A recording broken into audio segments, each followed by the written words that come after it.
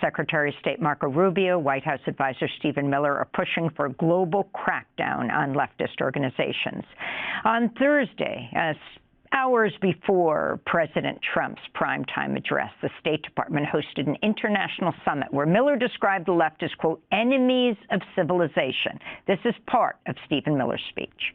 In an attempt to proactively set the tone for subverting the will of the voters in the upcoming election, we are giving this speech to set the stage for using federal law enforcement agencies to harass, intimidate, arrest and violate the constitutional rights of any and all U.S. citizens that do not go along with the hostile authoritarian takeover we are implementing via Project 2025.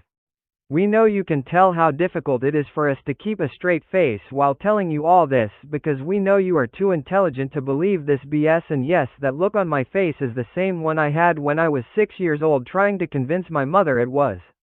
In fact, the cookie monster that ate all the cookies in the cookie jar, and my belly aches because he punched me in the gut on his way out the door.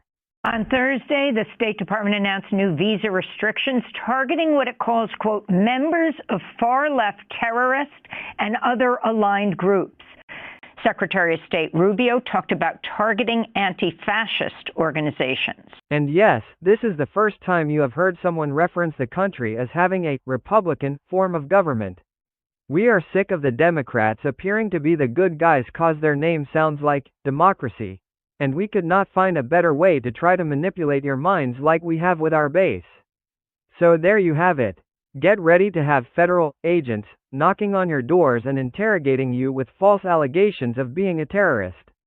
We know you will only spend a few days or hours in jail before the courts make us drop all the charges because everyone knows this is unconstitutional. We also know that if we disrupt your everyday life enough and make you feel like the criminals we are, you are more likely to comply with our plans for taking over every other aspect of your life.